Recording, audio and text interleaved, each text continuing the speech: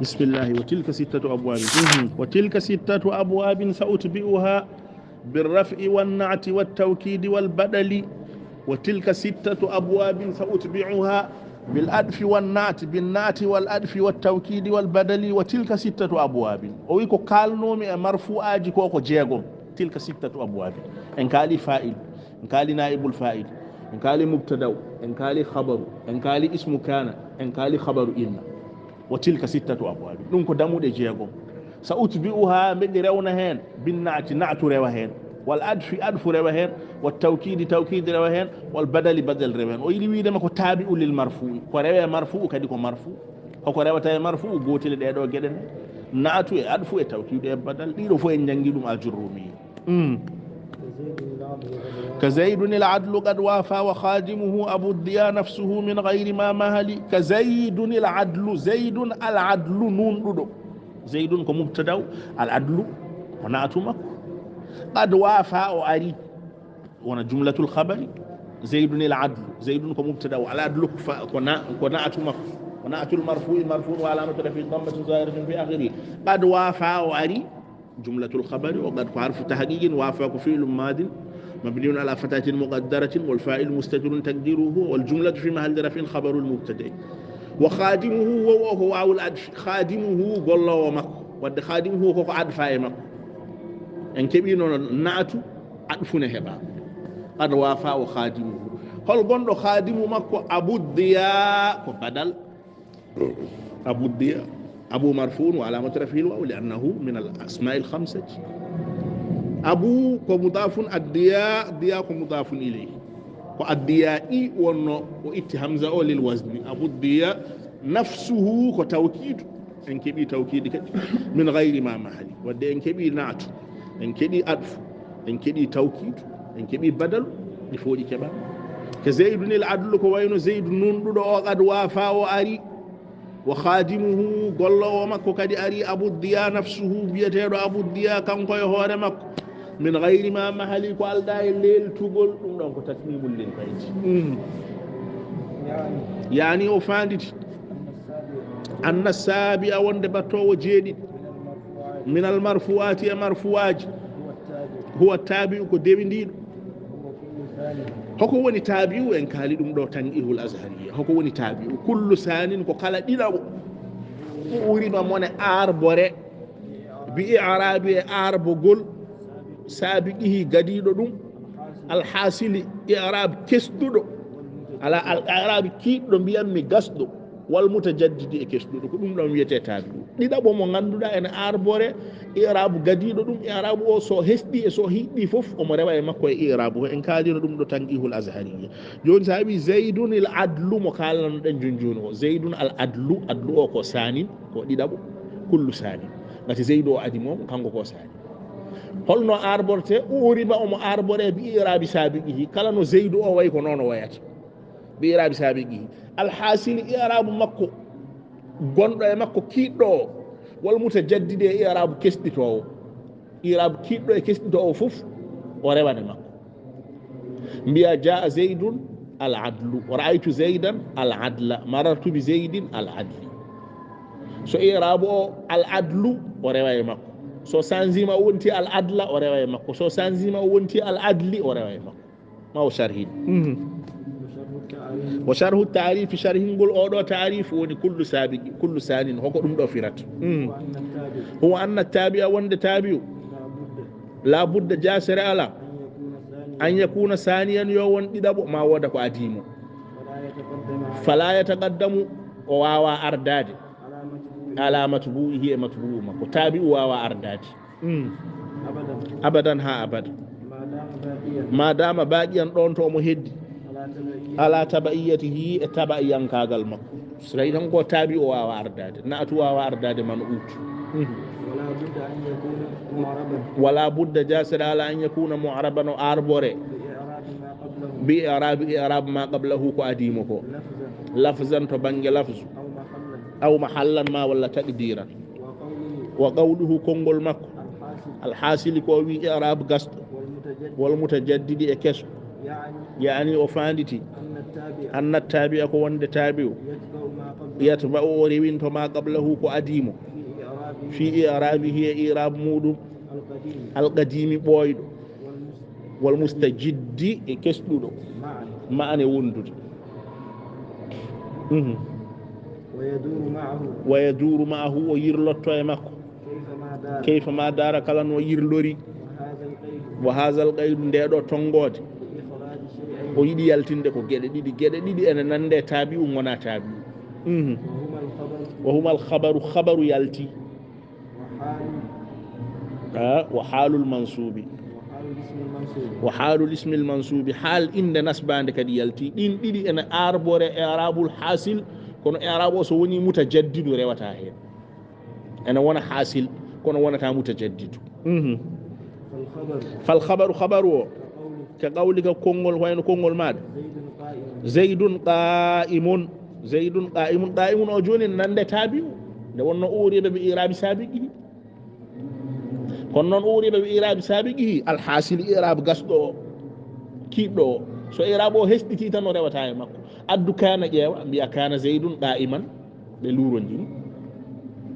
nde wonno zeydun ɓolo nde o rewe makko zeydun qa'imun kono ne mbaɗɗa e zeydun nde kana mbiɗa kana zeydun tan wonti qa'iman kanko o rewane makko e irabu almutajaddidi eyi fa qa'imun sanin ko kelima ɗiɗaɓijo wa tabi'un ko tabi'u zeydine zeydu fi irabi he irab muɗum al awwali gado wa huwa al-ibtida'u ko to wonno ibtida'u ɗo الخبرية خبريا كاغل ولكن كونون إذا تغير الإعراب سو إعراب سانزيما بدخول سبنات قول ناسخ نسخو على المبتدا مبتدا فإن الخبر عند خبره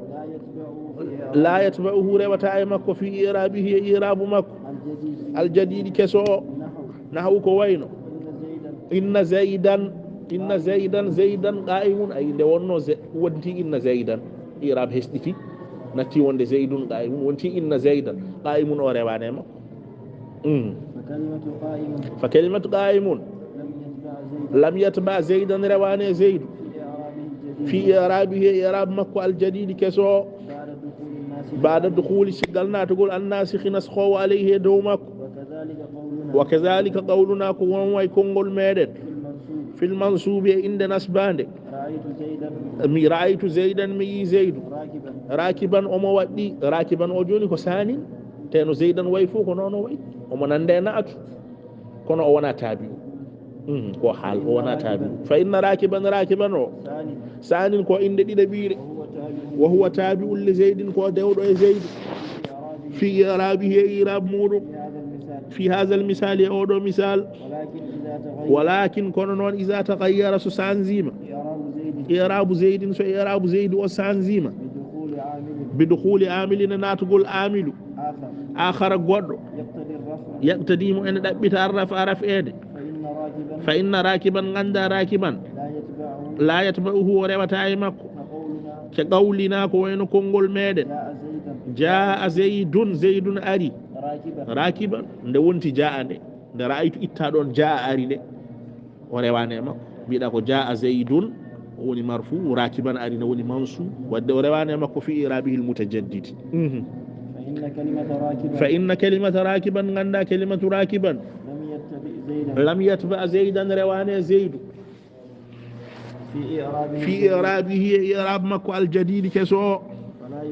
فلا يسمى إن نرتاك الخبر كو خبر ندو فلا يسمى الخبر خبر بيتاك ولا الحال حال اسم المنصوب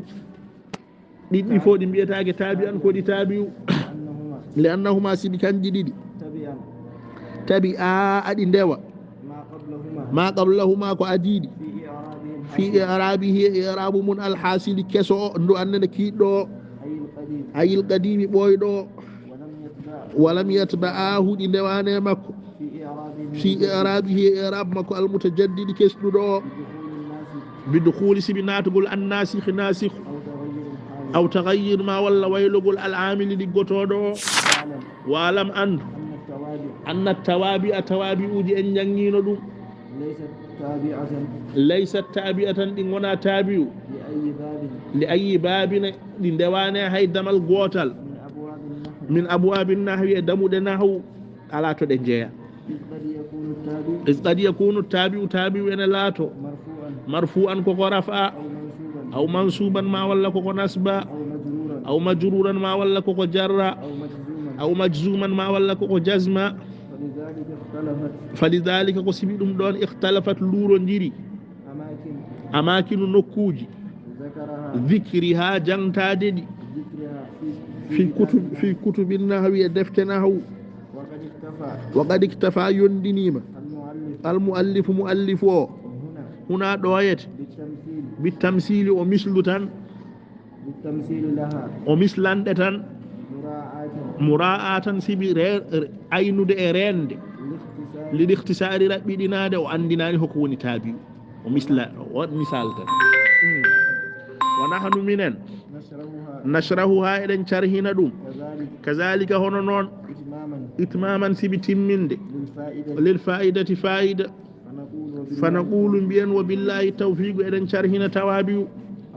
awalan adi hen annatu ko naatu wa huwa lughatan to bange lugha alwasfu ko sifa wastilahan to bange istilahu attabi'ul mushtaqu dewɗo ceekaɗo en carhini ɗum ɗo ajurrumi awil muawwalu bil mushtaqi ma walla tawlirteɗo mushtaqu almuwaddihu laɓɓinowo li matbu'ihi ko rewe muɗum fil ma'arif e ma'rifaji so rewe ma'rifa o laɓɓina ɗum almukhassisu lahu o hertina ɗum fin nakirati sa wi jaa zaydun alalimu zeydu kayna anda alalimu o ɓeydima laftinde mo wona tajiru o wona jahilu o ko alimu o sa wi jaa rajulun karimun rajulun o andaka sa wi karimun o hertima seeɗa gati o wona bakhilu o andaka de kono o natti wonde bakhilu wa mana tarifi firo tarif o annan naata wonde naatu la budda an yakuna jasire ala nde laatoto mushtaqan koko seeka wal mushtaqu ma woni mushtaqu huwa ma lahu masdarun ko jogiiɗo masdar bi khilafil jamidi ko jiidane jamid kar rajuli ko wayno rajulu ala to itta fala masdara lahu ala masdar wal muawwalu bil mushtaqi tawliraɗo mushtaqu huwa al jumlatu al waji'atu ko jumla janowo ba'da nakirati caggal nakiraji fa innaha jumla garo caggal nakira tu'rabu ne arbe natan ko naatu misalul awwal misal gadano jaa zaidun zaidu ari al aqilu jom haqqille o misalu sani misal didabo jaa rajulun gorko ari yaqilu jom haqqille yaqilu ko jumla khabari ari ko caggal nakira ko naatu makko ay aqilu wa qawluhu kongol makko almuwaddihu laɓɓinowo ila akhirihi bayanun ko feññingol li fa'idati naati fa'ida naatu yankagal wa huwa tawdihu ko laɓɓinde matbu'ihi matbu'u makko wa izharuhu e feññindemo idha kana ma'rifatan so tawi ko ma'rifa bima'na firata ko annahu wonde kanko yaziduhu wuduhan ɓeydata mo ko laɓtude wa zuhuran feññude wala yuksibuhu faggittamo ta'rifan wonde mo ma'rifa la tawi ko ma'rifa li'annahu kana ma'rifatan qabla zalika ko ma'rifa ko adi ɗum ɗon wa amma fi nakirati so tawi ko nakiraji fa innahu yukhassisuha o hertinandi bima'na annahu firata ko kanko yuqallilu o famɗinan min shiya'i nakarati saktogol nakira yankagal fiha e majji fa qawluna konngol meɗen jaa rajulun karimun akhassu ɓuri heerade min qawlina e konngol meɗen sa wi jaa rajulun ɓolo ne wawi wonde ko karimun ne wawi wonde wona karimun ɗon ɓuri hewde kono sa wi karimun o famɗi إذ قد يكون كريما مواي وند تددو وقد لا يكون مواي لا تاد واسد لا تاد ثم إن النات رفتنات اسمان كو بيتشدي الأول ناتو غدانو نعت حقيقي إن جنجيرم دو فؤاد الرومية نعت حقيقي ينك وهو ما رفع كرفع ضميرا ضمير مستترا شوديد يعود من رتو إلى المنؤوت فود منؤوت والعاقل أي هو كجاء زيد كوين زيد أري العاقل أي هو ففي العاقل أنا عاقل ضمير مستتر ضمير شوديد يعود من رتو إلى زيد فود زيد الثاني لدبو نات سببي كنات السببي وهو ما رفع اسما كدفع وإند ظاهرا فند مشتملا إن موفتو على ضمير الضمير يعود من يرتو إلى المنؤوت كجاء زيد أري العاقل أبوه ونكنكو بامكو حقيلي فالعاقل آقل نات لزيد كنات زيد من حيث اللفظ تبنج لفظ كنات مكو إلا أنه سنة كنكو من حيث المعنى تبنج معنى والحقيقة حقيقة نات لأبوه كنات ونند أبوه وسمي سببيا وإن رام سببي لأن الضمير سبي ضميره الموجود فيه بوضع مكو الموجود فيه أبوه ضمير غند أبوه راجع نرتو إلى زيد كزيد فكأنه إلين كان حبل كو بقول ربط أقول تونجي قول حبي ما ولا حبل رابط كو بقول تونغول يربده ومحبمه به مكو والنعت الحقيقي نعت الحقيقي يتبو أمن بوضوته إن شرهن لمدو فؤاد الرومي رواية من أوتمود في 4 من 10 واحد قوتل من حركات الإعراب حركات الإعراب الثلاثة تجدي وواحد قوتل من الإفراد المفرد ينكاغل والتثنية مثنى ينكاغل والجمع جمع ينكاغل وواحد قوتل من التذكير والتعنيس وواحد قوتل من التعريف والتنكير والنعت السببي نعت السببي يتبع من أوته في 2 من 5 إليك جوي واحد قوتل من حركات الإعراب حركات الإعراب الثلاثة تتلي وواحد قوتل من التعريف تعريف ينكاغل والتنكير نكر ينكاغل ويتبع أوريبين ما بعده كو أريشغل مكوكو لا ما قبله وناكو أديمكو في واحد قوتل من التذكير والتعنيش ولا يتبع شيئا وربطها هيبت منهما إمجكا جديد في الإفراد إفراد والتثنية تثنية والجمع لأنه سبكا واقع كو جندو موضع الفيل وينكو يبلاس فيل وصلى الله وسلم وبارك على سيدنا محمد وآله وصحبه أجمعين.